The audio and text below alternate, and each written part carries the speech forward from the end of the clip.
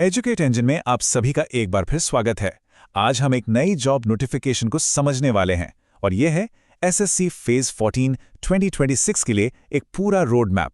मतलब एप्लीकेशन से लेकर फाइनल सिलेक्शन तक हर एक स्टेप को हम यहाँ कवर करेंगे। तो सबसे पहले देखते हैं कि आज हम क्या-क्या कवर करने वाले हैं। शुरुआत होगी इंपॉर्टेंट डेट से, फिर हम एलिजिबिलिटी यानी कि पात्रता के नियमों को समझेंगे। इसके बाद एप्लीकेशन कैसे भरना है, एग्जाम का पैटर्न क्या है और फिर एग्जाम के बाद का सिलेक्शन प्रोसेस कैसा होता है, इस पर बात करेंगे। और आखिर में इन सबको मिलाकर देखेंगे कि सक्सेस का फॉर्मूला क्या बनता है। तो चलिए पहले पॉइंट से शुरू करते हैं। तो चलिए शुरू करते हैं। देखिए, सबसे पहली और सबसे जरूरी चीज डेट्स। इन तारीखों को तो अभी से अपने कैलेंडर में मार्क कर लीजिए, क्योंकि पूरी तैयारी की नींव यहीं से शुरू होती है। जरा इस टाइमलाइन पे गौर कीजिए। एप्लीकेशन पोर्टल खुलेगा 13 अप्रैल 2026 को, लेकिन जो तारीख सबसे जरूरी है उसे एकदम दिमाग में बिठा लीजिए। 4 मई 2026 रात के ठीक 11 बजे ये एप्लीकेशन की आखिरी तारीख है। इसके बाद कोई मौका नहीं मिलेगा, कोई एक्सटेंशन नहीं। हाँ, ऑनलाइन फीस भरने के लिए 5 मई तक का वक्त है और एग्जाम जो है वो जून 2026 के आसपास हो सकता है। तो अब जब डेट्स क्लियर हैं तो चलिए देखते हैं कि अप्लाई कौन कौन कर सकता है। अब आते हैं उन नियमों पर जो ये तय करेंगे कि कोई इस दौड़ में शामिल हो भी सकता है या नहीं। ये एक बहुत ही जरूरी चेकलिस्ट है और हर कैंडिडेट को इसे बहुत ही ध्यान से समझना चाहिए। इस बात को समझना बहुत ही जरूरी है। यहाँ 2 अलग-अलग क्रूशल डेट्स हैं।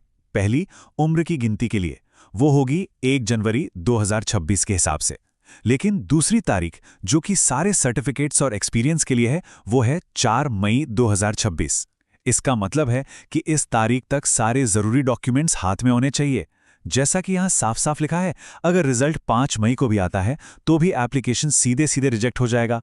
चलिए अब फीस और उम्र में छूट की बात करते हैं। तो चलिए फीस और एज रिलैक्सेशन पर एक नजर डालते हैं। देखिए, जनरल और ओबीसी मेल कैंडिडेट्स के लिए फीस 100 रुपए है। वही सभी female candidates SC, ST, PWBD और एक्स सर्विसमैन के लिए कोई फीस नहीं है। और अगर दाईं तरफ देखें तो अलग अलग कैटेगरीज के लिए उम्र में कितनी छूट मिलेगी वो दिया गया है। जैसे एससी, एसटी के लिए 5 साल और ओबीसी के लिए 3 साल। तो अब एलिजिबिलिटी तो क्लियर हो गई है। अब समझते हैं कि एप्लीकेशन प्रोसेस कैसा है। अब बात करते हैं कि अप्लाई कैसे करना है, और वो भी नए एसएससी पोर्टल पर। इस प्रोसेस को समझना बहुत जरूरी है ताकि जो आम गलतियां होती हैं उनसे बचा जा सके और फॉर्म एक ही बार में सही सही सबमिट हो जाए। यहाँ एक बहुत ही इंपॉर्टेंट टिप है। जब ssc.gov.in पर प्रोफाइल बनाई जाए तो हमेशा आधार बेस्ड ऑथेंटिकेशन का ऑप्शन ही चुनना चाहिए। क्यों? क्योंकि इसका सबसे बड़ा फायदा यह है कि फोटो या सिग्नेचर की गड़बड़ी की वजह से एप्लीकेशन रिजेक्ट नहीं होगा, और तो और एग्जाम सेंटर पर कोई ओरिजिनल आईडी भी ले जाने की जरूरत नहीं पड़ेगी। जो दूसरा तरीका है वो थोड़ा मुश्किल है और उसमें रिजेक्शन का रिस्क भी ज्यादा है। पर मान लीजिए अगर फिर भी कोई गलती हो गई तो क्या होगा? तो अगर कोई गलती हो भी जाए तो घबराने की बात नहीं है। 11 से 13 मई के बीच एक करेक्शन विंडो ओपन होगी। लेकिन यहां एक बात ध्यान रखने वाली है। पहले करेक्शन के लिए 200 रुपए और दूसरे के लिए 500 रुपए की फीस लगेगी। और सबसे जरूरी बात, सिर्फ 2 ही मौके मिलेंगे, उसके बाद कोई भी चेंज नहीं कर पाएंगे। चलिए अब एक और जरूरी नियम को समझते हैं जिसमें अक्सर कैंडिडेट्स कंफ्यूज हो जाते हैं। ये कॉमन कैंडिडेट का नियम थोड़ा कंफ्यूजिंग हो सकता है, तो इसे ध्यान से सुनिए। अगर कोई एक ही एजुकेशन लेवल जैसे सिर्फ ग्रेजुएशन लेवल के कई पोस्ट के लिए अप्लाई करता है तो उसे सिर्फ एक ही एग्जाम देना होगा। लेकिन अगर कोई अलग अलग लेवल्स जैसे मैट्रिक, 12वीं और ग्रेजुएशन तीनों के लिए अप्लाई करता है तो उसे हर लेवल का अलग एग्जाम देना होगा। और हाँ, इस एक नियम को बिल्कुल मत भूलिएगा।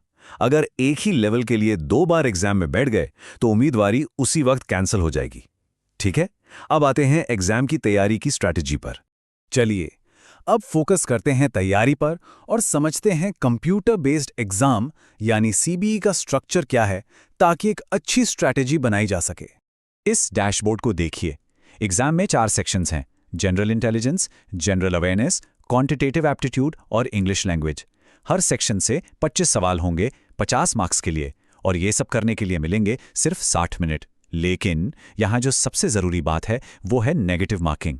हर गलत जवाब पर आधा नंबर यानी 0.50 मार्क्स कट जाएंगे, जो कि बहुत बड़ी पेनल्टी है। अब देखते हैं कि इन सेक्शंस का सिलेबस अलग अलग लेवल्स के लिए कैसे बदलता है। देखिए, एग्जाम का डिफिकल्टी लेवल और सिलेबस पोस्ट के एजुकेशन लेवल के हिसाब से बढ़ता है। जैसे मैट्रिक लेवल पर बेसिक अरिथमेटिक और रीजनिंग पर फोकस होता है। हायर सेकेंडरी लेवल पर टॉपिक्स थोड़े एडवांस हो जाते हैं, जैसे एल्जेब्रा और ट्रिग्नोमेट्री। और ग्रेजुएशन लेवल के लिए तो एडवांस्ड क्वांट और क्रिटिकल थिंकिंग जैसे सब्जेक्ट्स के लिए तैयार रहना होगा। तो ठीक है, एग्जाम हो गया, अब इसके बाद क्या?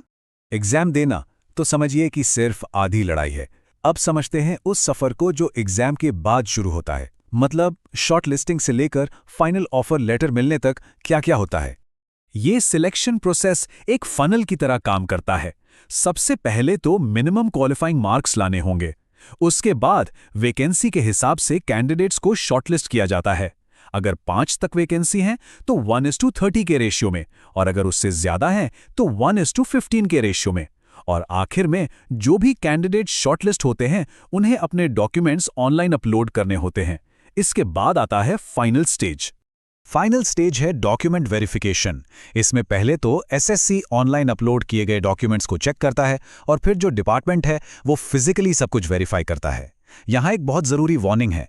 अगर कोई रिजर्व कैटेगरी का दावा करता है लेकिन उसके पास वैलिड सर्टिफिकेट नहीं है तो या तो उसे जनरल कैटेगरी में डाल दिया जाएगा या फिर उसकी उम्मीदवारी ही रद्द हो सकती है।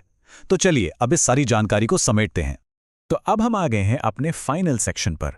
यहां हम इस पूरे प्रोसेस को एक सिंपल से सक्सेस फॉर्मूले में समेट कर देखेंगे। तो देखिए, सफलता जो है वो इन 3 चीजों के कॉम्बिनेशन पर टिकी है। पहला है त्रुटिहीन अनुपालन। इसका मतलब है एप्लीकेशन के हर नियम को बिना किसी गलती के फॉलो करना। दूसरा, रणनीतिक सटीकता, मतलब एग्जाम पैटर्न और खासकर उस नेगेटिव मार्किंग को ध्यान में रखकर तैयारी करना। और तीसरा, दस्तावेज की तैयारी, यानी ये पक्का करना कि वेरिफिकेशन के लिए सारे डॉक्यूमेंट्स बिल्कुल तैयार और सही हैं। और ये सब हमें एक आखिरी सवाल पर लाकर खड़ा करता है। तो सवाल सिर्फ ये नहीं है कि सिलेबस पूरा करना है, सवाल ये है कि क्या इस पूरे सिस्टम को मास्टर करने के लिए तैयारी है। खैर, और जॉब अपडेट्स के लिए एडुकेट इंजन को सब्सक्राइब करना ना भूलें। देखने के लिए आपका धन्यवाद।